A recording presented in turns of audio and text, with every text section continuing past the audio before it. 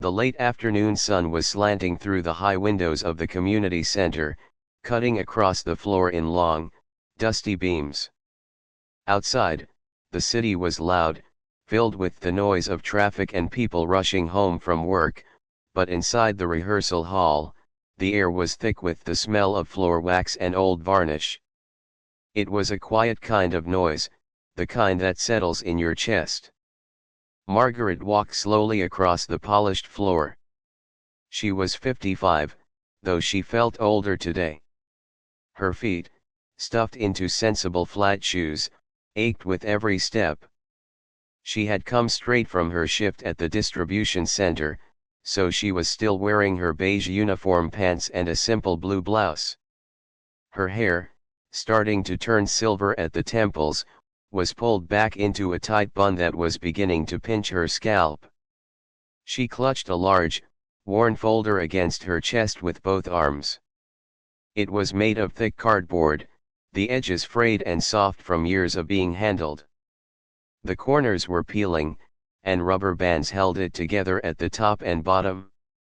Inside were sheets of music, yellowed with age, covered in pencil marks that were starting to fade. To anyone else, it might have looked like trash, but to Margaret, it was the most valuable thing she owned. She paused near the entrance, looking for a place to sit. The hall was bigger than she expected. At the far end stood the piano. It was a massive black beast that seemed to glare at her under the lights. It looked expensive and dangerous. She swallowed hard, her throat feeling dry and tight. Margaret found a row of plastic chairs lined up against the wall. She sat down carefully, letting out a long, shaky breath as the weight was taken off her feet. She rested the folder on her lap and smoothed the front of her shirt nervously. She looked at her hands. They were rough. The skin was red and irritated, the knuckles swollen and thick. Her fingernails were trimmed short, practical for work, with a few small nicks and scars scattered across her skin. These were the hands of a woman who had spent 30 years lifting boxes, sorting packages, and scrubbing floors. They were not the hands of a musician. She looked around the room. It was filling up. The other people arriving for the audition were young. Most of them looked like they were still in college. They wore expensive clothes, carried leather instrument cases, and moved with a kind of easy confidence that Margaret had never known. They walked like they belonged here. A group of 3 young men stood near the registration table. They were laughing and talking loudly, holding shiny flutes and violins. One of them, a tall young man with perfectly gelled hair and a crisp white shirt, glanced in Margaret's direction. He looked at her uniform, then at her worn shoes, then at the rubber-banded folder on her lap. He didn't say anything, but he smirked and nudged his friend, leaning in to whisper something. Margaret looked away quickly, staring down at the floor. She felt a hot flush rise up her neck. She knew what they were thinking. She saw it every time she walked into a music store or a library. They saw an old woman in a cleaner's uniform. They saw someone who didn't know a quarter note from a hole in the wall. They assumed she was lost, or perhaps waiting for a child who was auditioning. "I shouldn't be here," she whispered to herself. The thought had been circling in her mind all day. It was a crazy idea. She had no business auditioning for the city showcase. She worked 10-hour shifts. She had arthritis in her fingers.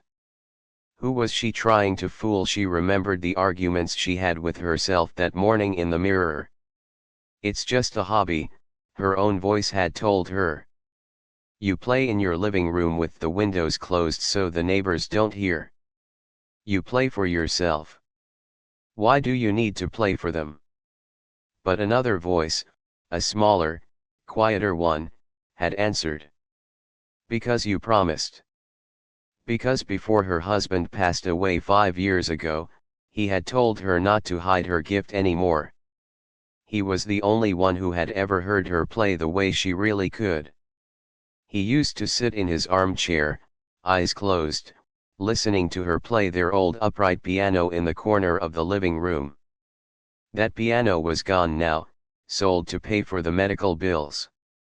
All she had left was the music in her head and this borrowed time. Margaret opened the folder on her lap just an inch. She saw the title of the top piece. It was a complex sonata, pages filled with dense black notes that looked like ants swarming on a page. It was music that required strength, speed, and a touch that was light as a feather. Her fingers throbbed just looking at it. She flexed her hands, trying to loosen the stiffness. Her joints clicked audibly, a grinding sound in the quiet room. She quickly stopped, afraid someone might hear. The group of young musicians was getting louder. They were joking about who would get the solo spot.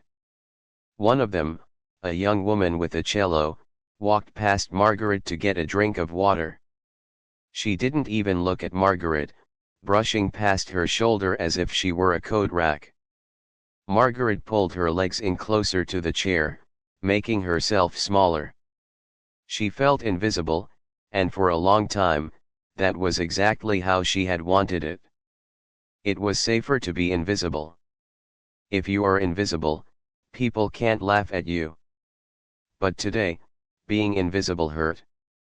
The man at the registration table, Mr. Gherkin, adjusted his glasses. He was an older man with a tired face and a stack of papers. "Next," he called out. His voice echoed in the large room. Margaret didn't move. She wasn't next. She was number 12 on the list. They were only on number 4. She watched a young girl walk up to the piano. The girl looked nervous, but she sat down and played a fast, flashy run of scales that sounded impressive. The people in the room nodded approvingly. Margaret looked down at her folder again. The cardboard was soft under her fingertips. She remembered when she bought this music. It was at a second-hand shop 30 years ago. She had saved up 2 weeks of lunch money to buy it. Back then, she had dreams of going to conservatory. But life had happened. Bills had piled up. Her parents needed help. Then she met her husband, and they built a life together, and the piano became just a piece of furniture, then a place to stack laundry, and finally, a memory. She hadn't touched a piano in 3 years. Not since the funeral. A sudden wave of panic washed over her.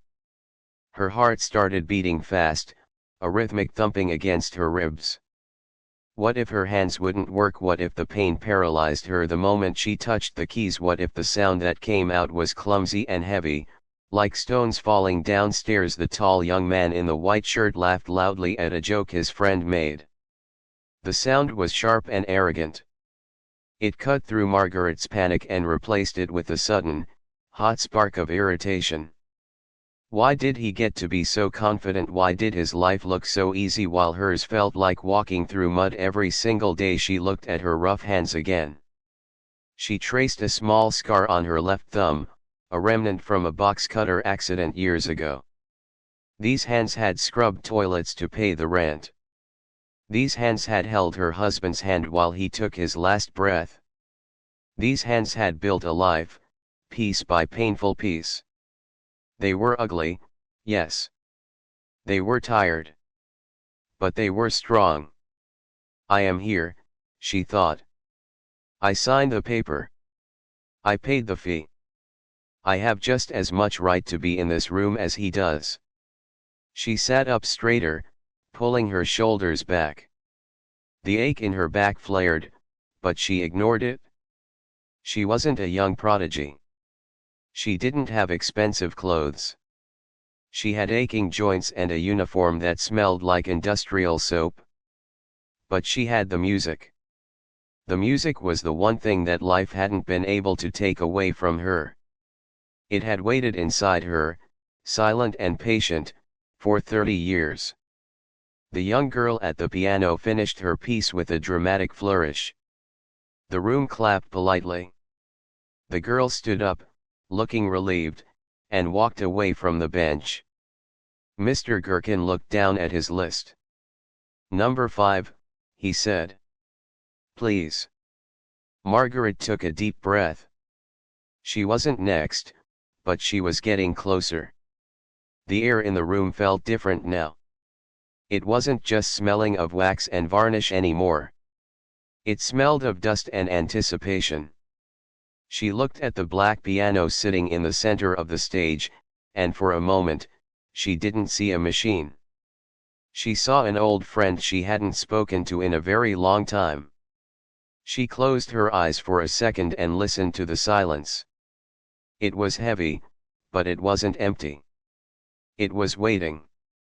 Just like she was. The line of people waiting to sign in was shorter than Margaret expected, but moving forward felt like trying to walk through deep water. Her legs felt heavy, and her heart was beating so hard she could feel a thumping pulse in her ears. She gripped her worn folder tighter against her chest, using it like a shield to protect herself from the curious glances of the people standing nearby. Up ahead, the registration table was a mess of paperwork, clipboards, and coffee cups. Behind the table sat Mr. Gherkin. He looked tired. His gray hair was thinning on top, and he rubbed his eyes frequently behind thick glasses. He looked like a man who had heard too many bad auditions and just wanted to go home. He didn't look up as the next person stepped forward. Margaret took a slow breath and shuffled forward. It was her turn. She stood at the edge of the table. The surface was scratched, covered in years of pen marks and coffee stains. She looked for a blank space on the sign-in sheet. Her eyes scanned down the list of names. Most of them were written in neat, careful handwriting, or in that bubbly, artistic script young people use. There were names like Jennifer, Alex, and Sophie. They all looked crisp and sharp. Then she saw the last line on the page. It was empty. Margaret reached out with her right hand. Her hand looked strange and out of place against the white paper. The skin was red, the knuckles swollen, the fingernails cut short and square. As she picked up the pen, her hand trembled just a little. It wasn't fear, exactly, it was the strain of muscles that had spent all day gripping heavy boxes. She tried to steady her wrist by resting it on the edge of the table. She wrote her name, Margaret Higgins. It wasn't elegant. The letters were blocky and uneven, pressing hard into the paper because she had to press down to make the ink flow. Next to instrument piece, she hesitated. She didn't write piano. She knew that would raise eyebrows. Instead, she wrote simply, classical selection. She capped the pen and put it down.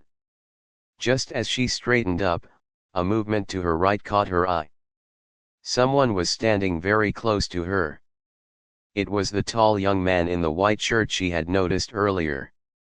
He was standing with his arms crossed, looking bored while his friends chatted behind him. He had a violin case slung over his shoulder, looking sleek and expensive. He smelled like expensive cologne and mint. He leaned in, his eyes scanning the clipboard to see who was next. When his eyes landed on Margaret's handwriting, he paused. He looked at the name, then looked up at Margaret, then down at her hands, then back at the paper. A small, ugly smirk curled the corner of his mouth. He didn't try to hide it. "You," he said. His voice was loud enough that the people behind him turned to look. It wasn't a question really, it was a statement of disbelief. He laughed, a short, sharp sound. "You play this piano?" Margaret froze. She felt the blood rush to her face, making her cheeks burn hot. She could feel the sweat sticking her uniform shirt to her back. She didn't know what to say. She wanted to disappear. She wanted to run out the glass doors and keep running until she got home.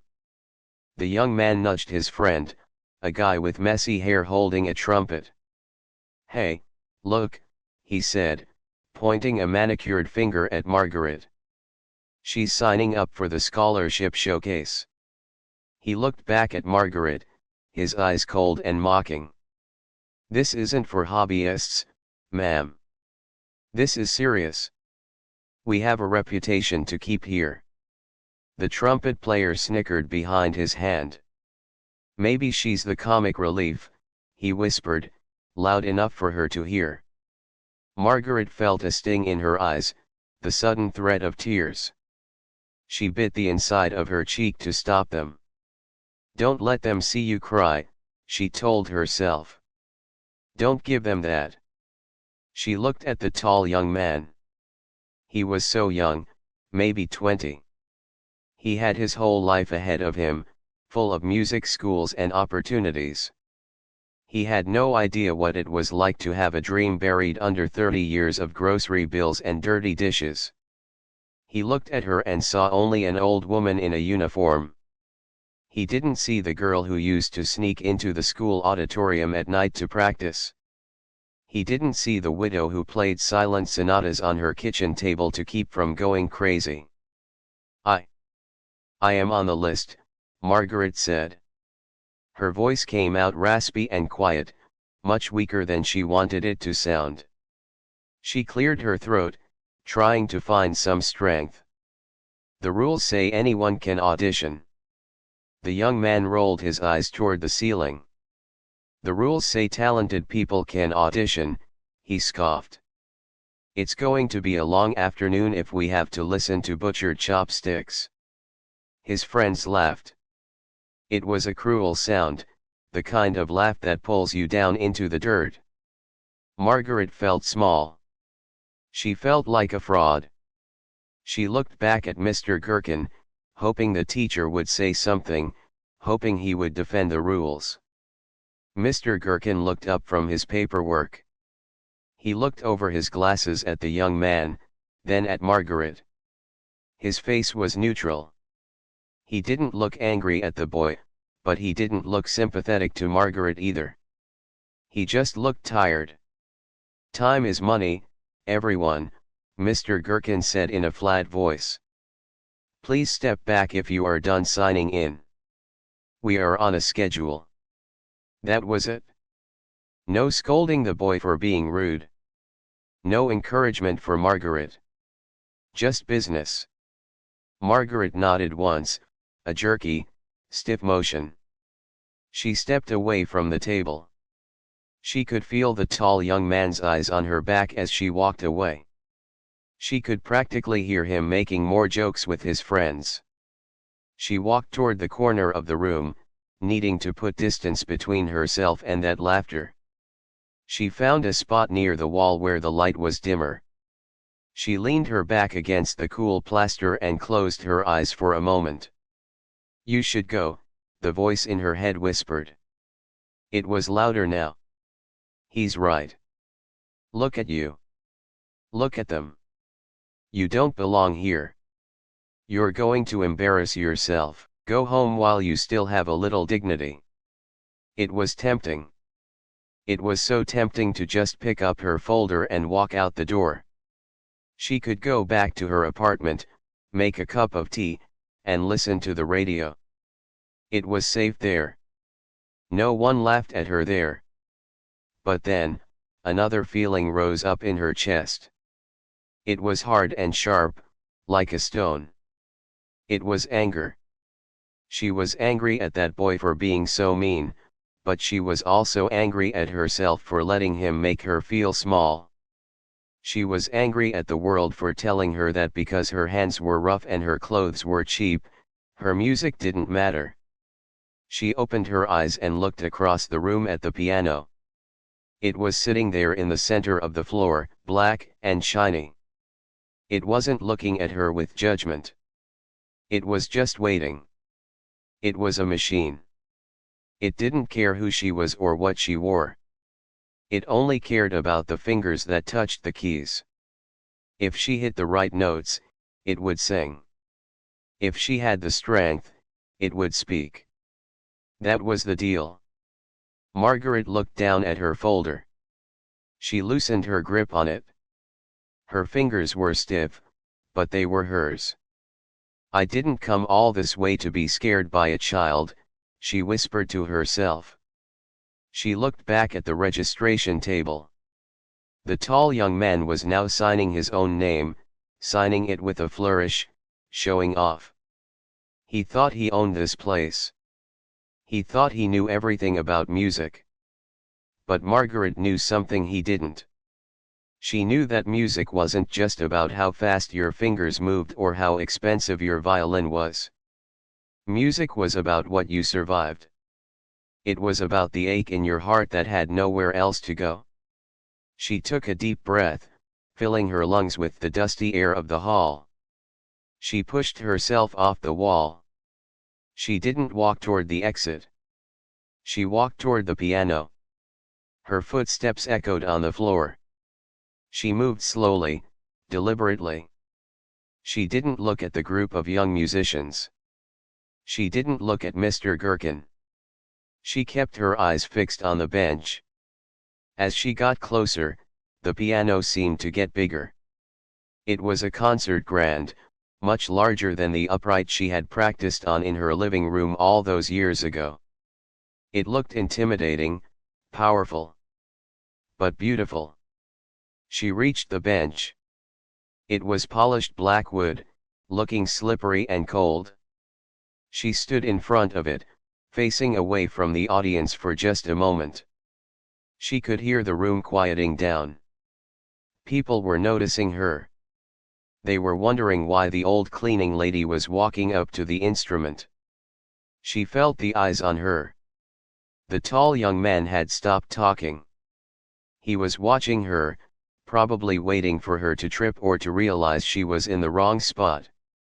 Margaret reached down and smoothed her uniform pants. She adjusted the bun on her head, taking a strand of loose hair and tucking it behind her ear. Her hands were shaking, just a little tremor, but she hid them by placing the folder on the music rack. She took a moment to arrange the music. Her fingers, those thick, rough fingers with the swollen knuckles, handled the paper with surprising gentleness. She found the page she needed. It was open. She turned around and sat down on the bench. It was hard. The bench was stiff, and her hips creaked as she lowered herself down. She wasn't used to sitting this high up. She adjusted her position, inching forward until she was the right distance from the keys. She looked at her hands resting in her lap. They looked ugly to her against the elegance of the piano. Red, calloused, tired. But she remembered the hours of practice. She remembered the blisters from the steel strings of the old piano, the nights she played until her fingers were numb. These hands had earned the right to be here. She lifted her hands and placed them on the keys. The ivory felt cool and smooth under her fingertips. It sent a shock through her, a jolt of electricity that ran all the way to her shoulder. It was a feeling she hadn't felt in years. It was like meeting an old friend you thought you'd never see again. She heard a scoff from the back of the room. "Here we go," the tall boy's voice drifted over. Margaret ignored him. She blocked out the noise. She blocked out the hum of the lights. She blocked out the ache in her back and the pain in her joints. She closed her eyes for a split second.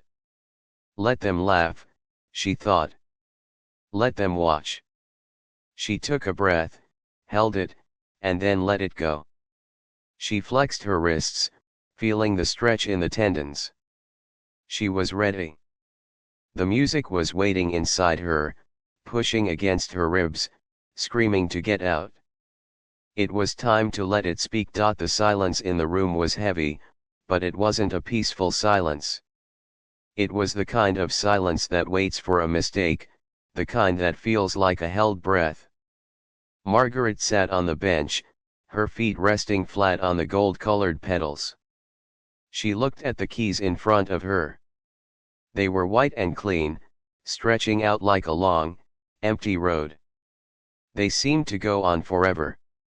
Her hands hovered just above them. For a terrifying moment, her mind went completely blank. She couldn't remember the first note. She couldn't remember the melody. All she could hear was the voice of that tall boy in the white shirt echoing in her head. "You play this piano." The doubt felt like cold water seeping into her shoes. She felt the weight of every person in the room pressing down on her shoulders. She flexed her fingers.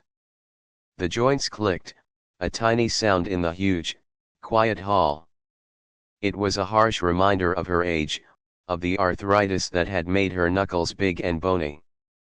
She looked at her reflection in the shiny black surface of the piano to the side of the keys. She saw an old woman in a beige uniform, looking small and lost. She didn't look like a concert pianist. She looked like she should be mopping the floor. Margaret swallowed hard. Her throat felt like it was full of sand. She thought about the exit sign glowing red above the door in the back of the room. It would be so easy to stand up, mutter an apology, and walk out. She could go back to her quiet life where nobody knew she played. She could avoid the humiliation. But then she looked down at the yellowed sheet music on the rack. She saw the pencil marks she had made 30 years ago. Forte here. Crescendo there. It was like finding a message in a bottle that she had sent to herself from the past. The young woman who wrote those notes believed in something. She believed that beauty was worth fighting for. "I am not doing this for them," Margaret told herself, gripping the edge of the bench. "I am doing this for the girl I used to be. And I am doing this for him." She closed her eyes. She shut out the lights, the room, and the people. She imagined she was back in her small living room. She could almost smell the old wood of her upright piano and the lavender soap her husband used to wear. She wasn't in a community center anymore. She was in her heart, where the music lived. Slowly, she lowered her hands. The moment her fingertips touched the ivory keys, the connection was made. It was electric. The cool surface felt familiar, like holding an old tool that you know exactly how to use. Her left hand found the low notes, deep and resonant. Her right hand hovered high up, ready for the opening melody. In the back of the room, the tall boy in the white shirt shifted his weight. He checked his watch, letting out an exaggerated sigh. He was expecting a clumsy thump. He was expecting chopsticks or a slow, painful rendition of Happy Birthday. He turned to his friends, rolling his eyes, ready to whisper another joke. Margaret didn't move yet. She just sat there, hands on the keys, letting the silence stretch out until it became uncomfortable. She was gathering her strength. She was pulling the energy from the floor, up through her legs, and into her arms. She was preparing to fight. Then, her right hand struck the first chord. It wasn't a soft note. It was sharp and loud, like a slap of thunder. The sound crashed through the room, bouncing off the high ceiling and the walls. The boy in the white shirt jumped slightly, his watch forgotten. His head snapped up, his eyes widening in surprise. The sound wasn't clumsy. It was precise. It was perfect. Before the shock of the first note could fade, Margaret's left hand came down, rolling a heavy, dark bass line that shook the floorboards. She wasn't playing a simple song. She was playing Rachmaninoff. It was a storm of notes, complicated and fast. For the first 3 seconds, the room was paralyzed. The arrogance on the young musicians' faces froze. They looked at each other, confusion replacing their smirks. They looked from the piano to the woman in the beige uniform, unable to process what they were hearing. Margaret didn't give them time to think. She launched into the music. Her hands began to move. At first, they moved with stiffness, like a rusty engine trying to start, but as the rhythm took hold, the stiffness vanished. Her fingers, those swollen, red fingers that struggled to open jars in the morning, began to fly across the keys. It was a physical feat. She wasn't just pressing buttons, she was wrestling the piano. Her arms moved like pistons, her wrists turning and dipping. She leaned forward, then back, her whole body becoming part of the machine. The pain in her knuckles flared up, a sharp hot spike, but she welcomed it. She used that pain to fuel the music. She pushed through the stiffness with sheer will. The music was fast. It was a blur of black and white keys. Her right hand danced in intricate patterns, playing runs of notes that were so fast they sounded like flowing water. Her left hand hammered out the foundation, steady and strong. The contrast was shocking. There was this woman, old enough to be everyone's grandmother in the room, dressed like a janitor, attacking a grand piano with the ferocity of a lion. There was nothing frail about her playing. It was aggressive. It was loud. It was demanding attention. The boy in the white shirt had stopped looking at his watch. His mouth was hanging open slightly. He was a musician, and he knew what he was hearing. He knew that this piece was one of the hardest ones to play. He looked at Margaret's hands. He couldn't understand how those thick, work-worn fingers could move that fast. He saw the veins popping out on her forearms as she exerted force on the keys. He saw the sweat beading on her forehead. Mr. Gherkin, the tired teacher at the registration table, stopped checking his paperwork. He slowly took off his glasses and looked up. He had heard thousands of auditions. He had heard students play perfectly, with no emotion, like robots. He had heard students play with lots of emotion but no skill. But he had never heard anything like this. This wasn't just playing notes, this was an explosion. Margaret's eyes were still closed, but her face had changed. The worry was gone. The sadness was gone. Her face was set in a mask of fierce concentration. Her jaw was clenched tight. She wasn't thinking about the people watching anymore. She wasn't thinking about her uniform or her hands. She was just the channel for the sound. The music shifted. The loud, thundering opening gave way to a quieter, more melodic section. It was delicate and fragile. Margaret's touch changed instantly. The heavy hitter became a gentle caress. She softened her wrists, letting her fingers float just above the keys, brushing them like feathers. The room went deadly quiet. The air conditioning seemed to stop humming. The only sound was the soft, singing tone of the piano. It was a heartbreaking melody, full of longing and sorrow. It sounded like a memory of something beautiful that was lost forever. A young girl in the front row, who had been nervously twisting her flute in her hands, stopped moving. She just stared at Margaret, her eyes wide.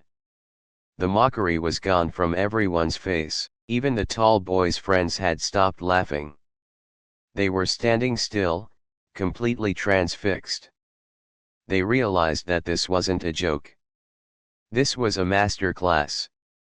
Margaret felt the shift in the room. She could feel the energy changing from hostile to respectful, but she didn't let it distract her. She was too deep in the piece now.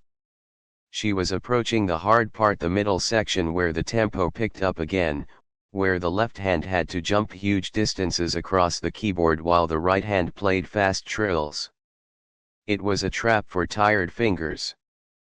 She felt a sudden cramp threatening to seize her left thumb. Panic flickered in her chest for a microsecond. Not now, she thought. Don't you dare stop now. She gritted her teeth and pushed through the cramp, ignoring the screaming muscles. She played louder, forcing the piano to obey her. The notes came out clear and ringing, cutting through the air like a bell. She poured every bit of her frustration, every year of silence, every missed opportunity, into those keys. The music swelled, rising higher and higher, filling the entire hall until it felt like the walls were vibrating. She wasn't just an old woman anymore. She wasn't invisible. She was a giant. She was taking up space. She was making noise. And she was telling every person who had ever looked down on her that they were wrong.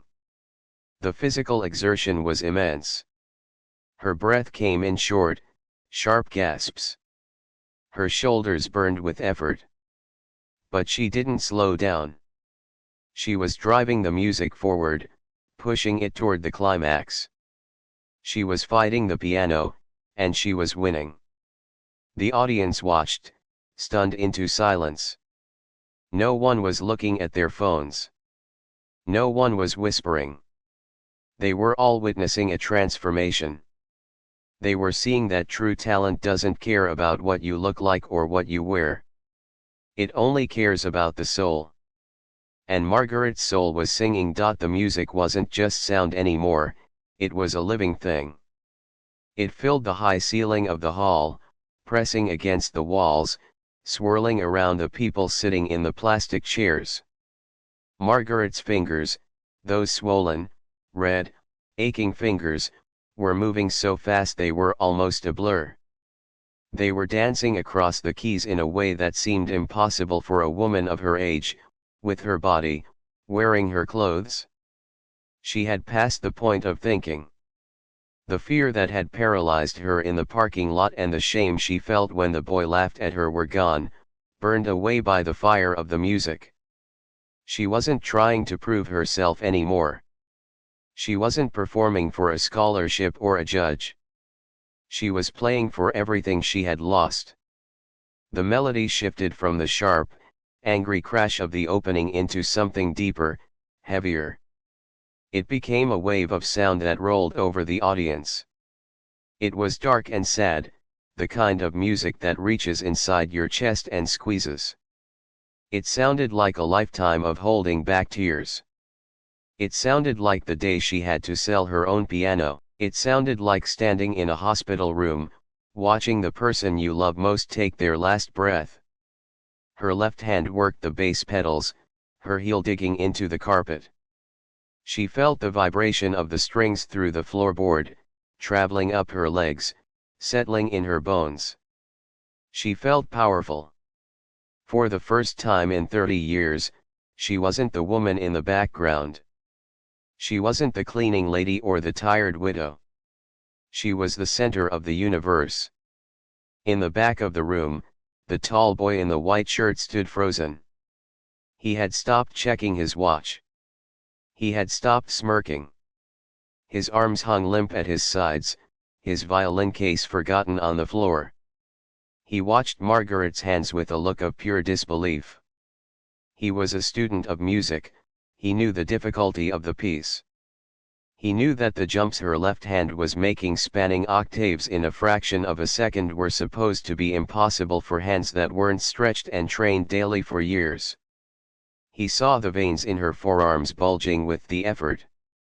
He saw the sweat rolling down her temples, catching the fluorescent light. He realized that this wasn't a trick. It wasn't a joke. This was raw, gritty talent that had been honed in secret, likely on cheap, broken instruments while people like him were sleeping in comfortable beds. The shame he felt started as a small spark and then grew hot. He looked down at his own manicured hands, hands that had never known a day of hard labor. He thought about how easily he had laughed at her. He felt small. He felt that he had insulted something sacred. The music swelled again, rising to a crescendo that made the dust motes in the air seem to vibrate. Margaret was playing with a force that seemed to come from somewhere else. Her body swayed with the rhythm, her eyes closed tight, her face contorted with the intensity of the emotion.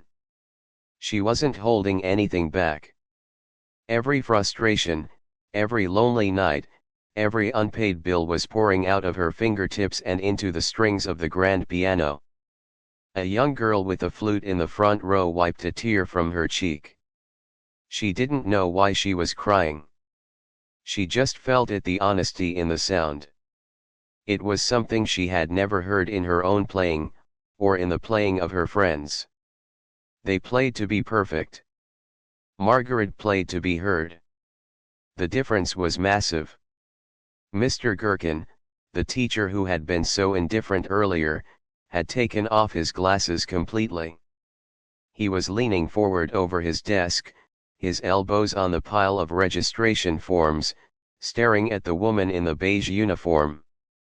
He had seen thousands of players in his life. He had seen prodigies who played with cold precision, hitting every note perfectly but leaving the heart empty. He had seen students who played with passion but lacked the discipline to control it. But Margaret, she was a storm. She had the discipline of a master and the soul of a survivor. He could see the pain in her posture, the way she hunched slightly over the keys as if protecting them, while her hands struck them with violence and love all at once. He realized he was witnessing a moment that defied explanation. This was not a hobbyist. This was a musician who had been silenced by life, and who was finally screaming. The piece was approaching its most difficult section. The tempo increased, becoming frantic. It was a race to the finish. Margaret's right hand trilled rapidly, the notes spinning together like gold thread, while her left hand hammered out a rhythm that sounded like a heartbeat racing out of control. Her joints burned. Her wrists screamed in protest. The arthritis flared up like a hot knife in her knuckles, but she welcomed the pain. She used it. She pushed harder. She refused to let her body betray her. "I am still here," the music seemed to say. "I am not gone yet." The room was entirely silent now. No one shuffled in their seats. No one coughed. The air conditioning seemed to have shut off, or maybe they just couldn't hear it anymore. The only thing that existed was the sound of the piano. It was a roar that filled every corner, drowning out the city noise outside, drowning out the judgments, drowning out the past. The tall boy looked at his friends. They weren't whispering anymore. They were staring at Margaret with expressions of awe. The arrogance had vanished from their faces. They looked like children watching a magic trick they couldn't understand. They realized that they were in the presence of greatness, and it came from the last place they ever expected to look. Margaret didn't see any of this. She was lost in the storm. She saw images behind her closed eyes: her old house, the smell of rain on pavement, the feeling of her husband's hand in hers. She poured all of it into the keys. She played for the days she was too tired to get out of bed. She played for the moments she wanted to give up but didn't.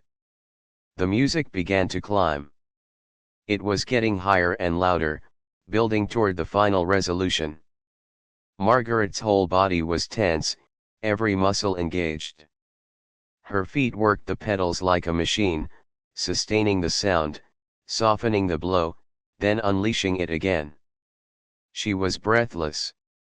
Her lungs burned. But she didn't stop. She couldn't stop. She was driving the music toward the edge of a cliff, and she was going to take everyone with her. The boy in the white shirt felt a lump form in his throat. He didn't know this woman. He didn't know her story. But hearing her play, he felt like he understood everything about her. It was humbling. It was terrifying. It was beautiful.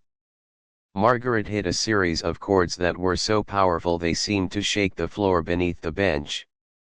The sound was rich and full, vibrating through the wood of the piano and into her bones. She was no longer an old woman. She was a force of nature. She was time and memory and love all wrapped into one. She could feel the end coming, the big finale. The moment where the music would resolve, where the chaos would find peace. Her hands flew across the keyboard, faster than they had moved in 30 years, guided by instinct and muscle memory that refused to die. She was going to make it. She was going to land this note. And when she did, the world was going to listen. The anticipation in the room was palpable. Everyone was leaning forward, waiting, holding their breath without even realizing it. The tall boy held his own breath, his eyes locked on those rough, incredible hands. The music screamed upward, climbing, climbing, searching for the light.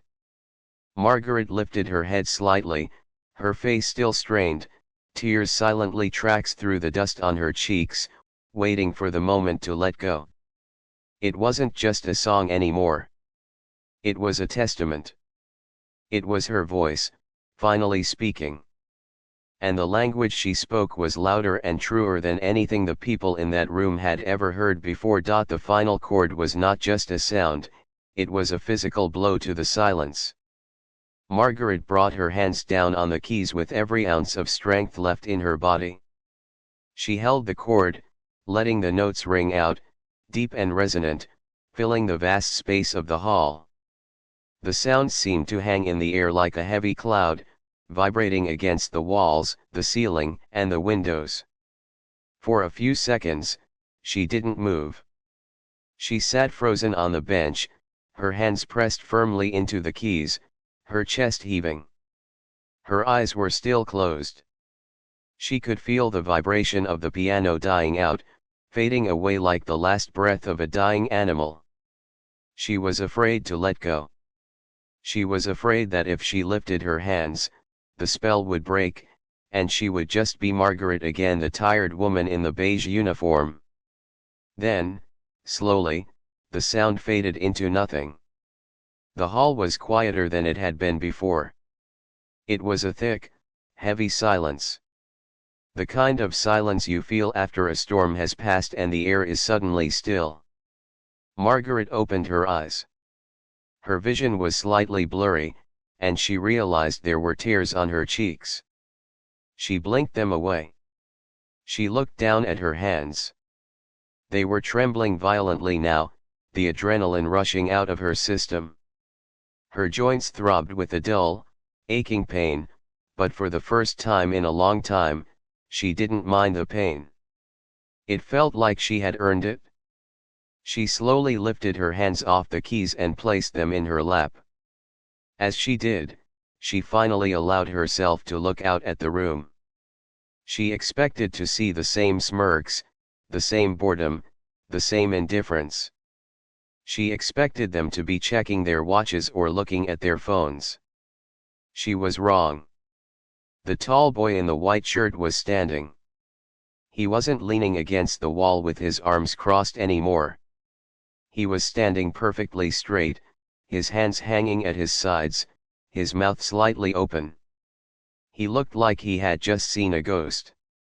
He wasn't looking at her with mockery, he was looking at her with shock. His face was pale, and his eyes were wide.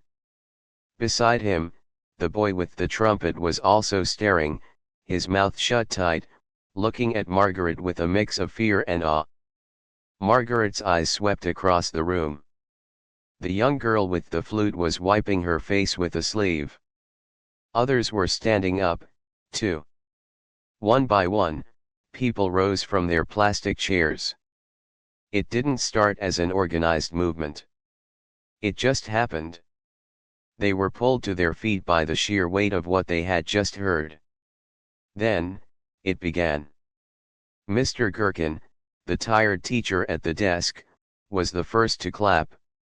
He brought his hands together slowly, firmly. Then the trumpet player joined in. Then the flute girl. Within seconds, the applause thundered through the hall. It wasn't the polite, bored clapping you give someone because you have to. It was loud. It was enthusiastic. It was a roar of appreciation that bounced off the ceiling tiles. Margaret felt a wave of heat rush to her face. She bowed her head, ducking it slightly as if to hide from the noise. She felt exposed.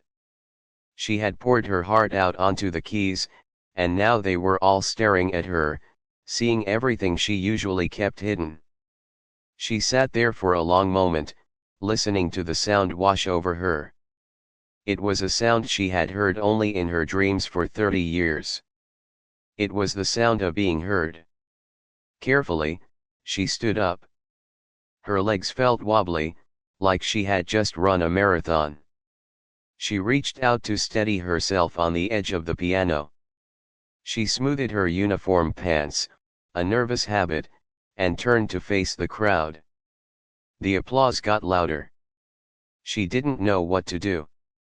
She felt awkward and clumsy. She gave a small, shy nod to the room. She didn't raise her arms in victory. She just stood there, a simple woman in a plain uniform, accepting their respect with quiet dignity. She looked over at the tall boy. He was clapping hard, his eyes locked on hers. When their eyes met, he didn't look away. He stopped clapping for a second and gave her a slow, solemn nod. It was an apology. It was an admission that he had been wrong. It was the highest honor he could give her. Margaret gave him a tiny, barely there smile. It wasn't a smile of victory. It was a smile of peace. She knew she couldn't stay. She didn't want to answer questions. She didn't want them to ask her where she studied or why she stopped. She didn't want to hear their compliments, because the music wasn't for them. It was for herself, and for the memory of her husband. She had said what she needed to say. Margaret turned back to the piano and closed her folder. Her hands were shaking so much she almost fumbled with the rubber bands. She took a deep breath to steady them and snapped the bands back in place. She picked up the folder and held it against her chest, right over her heart. She began to walk away from the bench. As she walked past the registration table, Mr. Gherkin stood up. He didn't sit back down. He looked at her with new eyes, really seeing her for the first time. That was. He started, his voice trailing off. He seemed to struggle for the right word. That was extraordinary, Margaret. Thank you, she said softly. Her voice was raspy, worn out from the exertion. Will you be coming back for the next round? He asked, his pen hovering over his clipboard, ready to write her name down as a finalist. Margaret looked at the sign-up sheet.